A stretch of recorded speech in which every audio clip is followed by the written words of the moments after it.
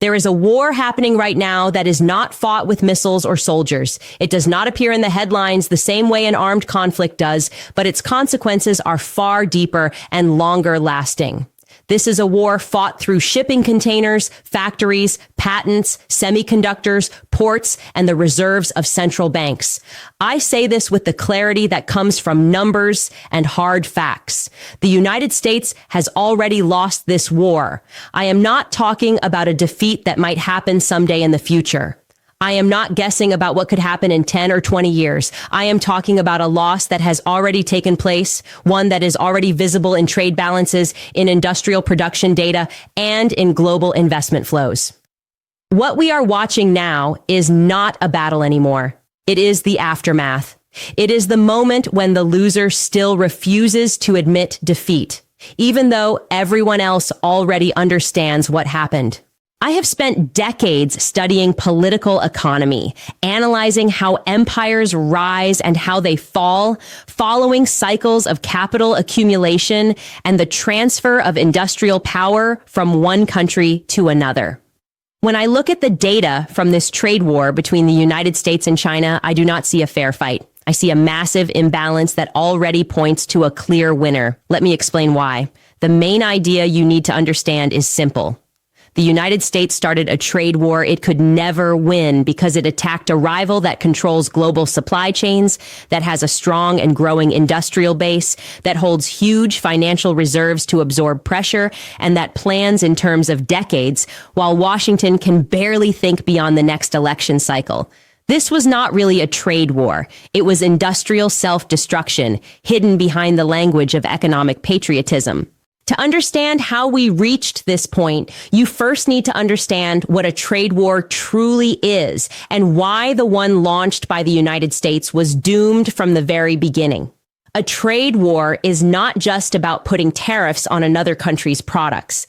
That is only the surface, the visible gesture. A real trade war is about who controls production, who controls transport routes, who controls critical inputs, and who can survive longer without the other side. It is a test of economic endurance, not a symbolic exchange of punches. And this is the key point. When the United States imposed its first major tariffs on China around 2018, it did so from what policymakers believed was a position of strength, but which was actually a position of total dependence. Look at the numbers. At that time, the United States was importing goods from China worth close to $550 billion every year. We are not just talking about cheap consumer items and toys, although those were included. We are talking about electronic components, industrial machinery, telecommunications equipment, pharmaceutical ingredients, processed rare earths, solar panels, and lithium batteries. These are the inputs without which the U.S. economy simply cannot function.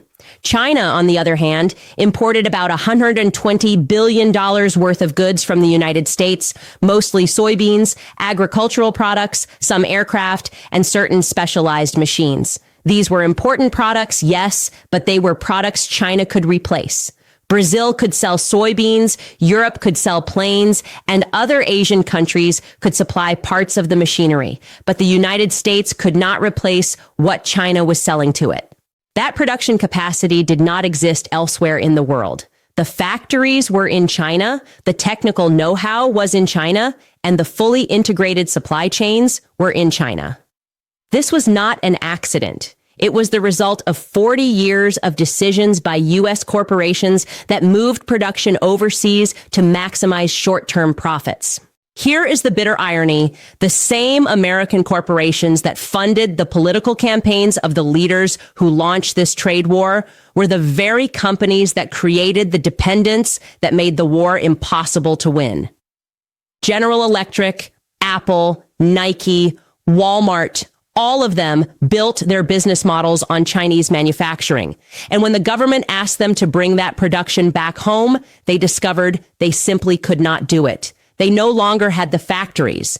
They did not have trained workers. They did not have local suppliers. They did not have the supporting infrastructure. But what most people fail to understand is that the problem was not only logistical, it was economic at a much deeper level.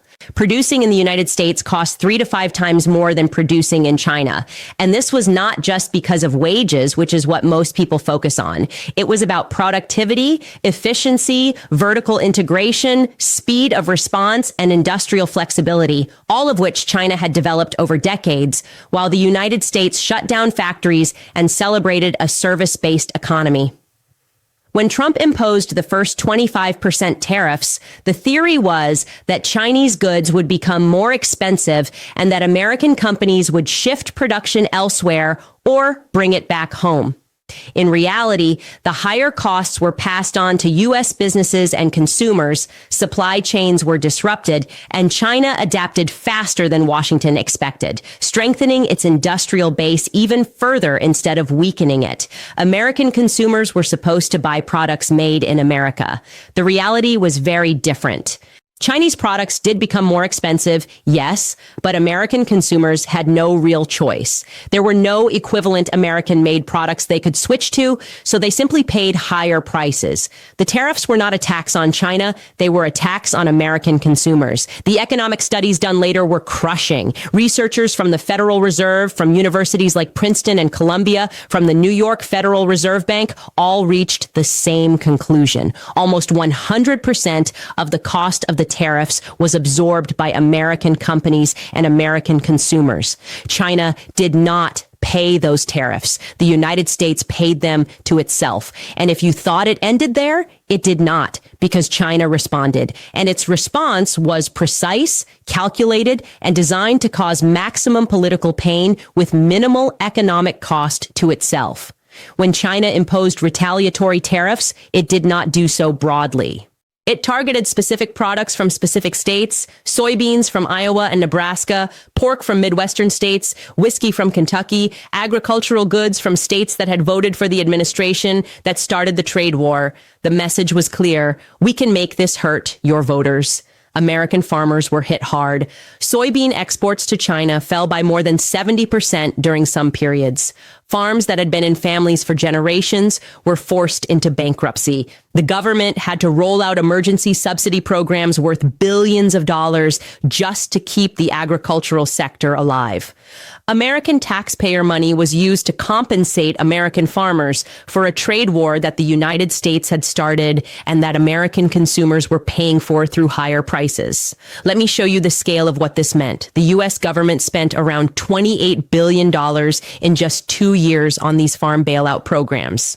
That is more than the federal government spends on the entire State Department. It was a massive transfer of resources to soften the damage of a policy that was not working, but the administration could not admit the strategy was failing, so it doubled down. More tariffs, more restrictions, more talk about how China was paying and how America was winning. The reality on the ground was exactly the opposite. And here is a point economists have made again and again, but which rarely appears in the media. The trade war not only failed to reduce the trade deficit with China, it actually increased it in real terms once pandemic effects are adjusted for. The stated goal of this entire policy was to reduce that deficit. By its own definition, it was a complete failure. But the damage went far beyond direct trade. Let me explain how global supply chains really work, because this is critical to understanding why this war was lost before it even began. A modern supply chain is not a straight line from one supplier to one buyer. It is an incredibly complex network of thousands of suppliers, sub-suppliers, processors, assemblers, and distributors, all connected in ways that even the companies involved do not fully understand. A product as simple as a mobile phone contains components from dozens of countries, passing through multiple stages of processing in different locations, relying on raw materials mined on one continent, refined on another, and assembled on a third. China is not just a country that makes things. China is the central hub of these global networks. It is where all the connections come together. It is the only country in the world with a significant presence at almost every stage of almost every industrial supply chain. And this is not something that can be recreated somewhere else in 5 years or 10 years or probably even 20. When American companies tried to find alternatives to China, they discovered something economists already knew. There are no true equivalents. Vietnam can take on some low-value production. India is trying to build capacity, but it is still decades behind. Mexico has geographic advantages, but it lacks the scale and deep integration. No other country has the mix of infrastructure, skilled labor, supplier networks, logistics efficiency, and sheer scale that China provides. And there is another point that is rarely mentioned. Many of the companies in these so-called alternative countries are actually Chinese companies operating there. When an American firm moves production from China to Vietnam, very often it is hiring a Chinese-owned company running a factory in Vietnam. The profits still flow back to China, the technology remains Chinese, and the dependency stays the same, just with one extra step in between. And if you thought it ended there, it did not.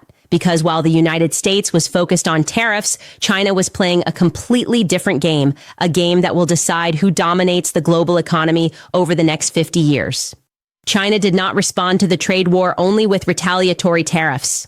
It responded by accelerating its push for technological self-sufficiency. It responded by doubling down on investment in semiconductors, artificial intelligence, renewable energy, electric vehicles, and biotechnology. It responded by building parallel supply chains that do not depend on Western components.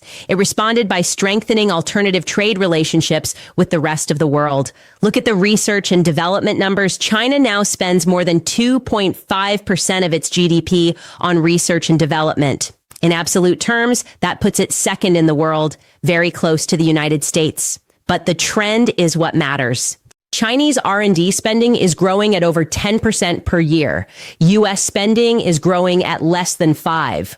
Those lines are crossing if they have not already crossed in certain sectors. Patent data tells a similar story. China now files more patent applications than any other country in the world, more than the United States, more than Japan, more than all European countries combined. You can debate the quality of those patents, and that is a fair argument, but the direction is clear and unavoidable. In key technologies that will shape the 21st century, China is already ahead or rapidly closing the gap very quickly. In electric vehicle batteries, China controls more than 70% of global production capacity. In solar panels, its dominance is even stronger, close to 80%. In rare earths, those critical minerals without which phones, electric vehicles, wind turbines, and advanced military equipment cannot function, China controls over 60% of global extraction and more than 80% of processing. The United States tried to limit China's access to advanced semiconductors, and the Biden administration expanded those limits. The idea was that if China could not get the most advanced chips, it would not be able to compete in artificial intelligence or high-performance computing. That idea made sense 5 years ago. Today, it is a fantasy. Huawei, the company that the United States sanctioned with the full force of its economic power, has just launched a phone with a 7-nanometer chip made in China. Western experts said this was impossible. They said China was years behind and that sanctions would keep it that way. They were wrong. They underestimated the ability of a state that sees technological self-reliance as a national security priority to mobilize resources at scale. And this brings us to something very few people want to admit. U.S. sanctions and restrictions are not stopping China. They are actually making it stronger. They are forcing China to develop capabilities that it would otherwise have continued to buy from Western suppliers. They are creating strong incentives for China to invest massively in the areas where it is most dependent. They are speeding up exactly what they claimed they wanted to prevent. It is like a doctor trying to weaken a patient by prescribing intense exercise. The patient suffers in the short term, but comes out stronger in the end. That is what technology sanctions are doing to China. But here is what almost no one truly understands. The trade war is not just about goods and tariffs. It is about the international monetary system. It is about the dollar. And this is where the U.S. defeat becomes truly strategic. American power in the global economy rests mainly on the role of the dollar as the world's reserve currency. This allows the United States to borrow in its own currency, print money when needed, run permanent trade deficits, and impose financial sanctions that have global impact. Economists call this the exorbitant privilege, and that privilege is being steadily weakened. When the United States used the global financial system as a weapon, when it froze Russia's reserves after the invasion of Ukraine, when it sanctioned Chinese banks, when it threatened to cut entire countries off from the SWIFT system, it sent a clear message to the world. Holding reserves in dollars and using the U.S. financial system makes you vulnerable to political pressure from Washington. The world noticed. Central banks everywhere are diversifying their reserves away from the dollar at a pace never seen before. Central bank gold purchases have reached record levels. China and Russia have developed payment systems outside of SWIFT. A growing number of countries are settling trade in yuan, in rupees, in their own currencies, anything except dollars. The dollar's share of global reserves has fallen from over 70% 20 years ago to under 60% today. It may look like a small drop, but it represents trillions of dollars no longer supporting the U.S. financial system, and the trend is accelerating. China sits at the center of this move away from the dollar. The yuan still makes up a small share of global transactions, but it is growing. More importantly, China is building the infrastructure for an alternative financial system. The digital yuan is already operating. China's cross-border interbank payment system is already processing trillions of dollars in equivalent value. The foundations are being laid for a world in which the dollar is no longer essential. This is what worries me as an economist who has studied the history of monetary systems. Once confidence in a reserve currency starts to weaken, the process can speed up in unpredictable ways. It is not a smooth, gradual decline. It happens in stages, with long, flat periods followed by sudden, sharp drops. And every time the United States uses the dollar system as a weapon, it pushes that process faster. In this context, the trade war with China is not just a failure of trade policy. It is part of a broader pattern of coercive use of U.S. economic power that is triggering exactly the responses that most threaten that power. But I want you to understand something about timing, because it may be the most important and least understood factor of all. The United States operates on 4-year cycles. Each administration has a short time horizon. Policies must show results before the next election. American companies operate on quarterly cycles, obsessed with short-term results that please shareholders. China operates on timelines measured in decades. The Chinese Communist Party does not face competitive elections. It can implement 10, 20, or 30-year plans without worrying about immediate outcomes. Chinese companies, especially state-owned ones, but also many private firms, are aligned with these long-term goals. When the United States announces a trade policy, China knows it only has to wait. Wait for the administration to change. Wait for U.S. companies to lobby for softer rules. Wait for the political cost of tariffs to become unbearable. Time is on China's side, and both countries know it. This time imbalance is devastating for any long-term U.S. strategy. It is like playing chess against someone with no time limit while your clock keeps ticking. Every move you make must deliver quick results. Your opponent can wait, plan, and prepare responses for many different scenarios. And here is the key point. While the United States was spending its energy on a trade war it could not win, China was building something far more important. It was building the physical and financial infrastructure of an alternative economic order. The Belt and Road Initiative, that massive infrastructure project linking China with Asia, Africa,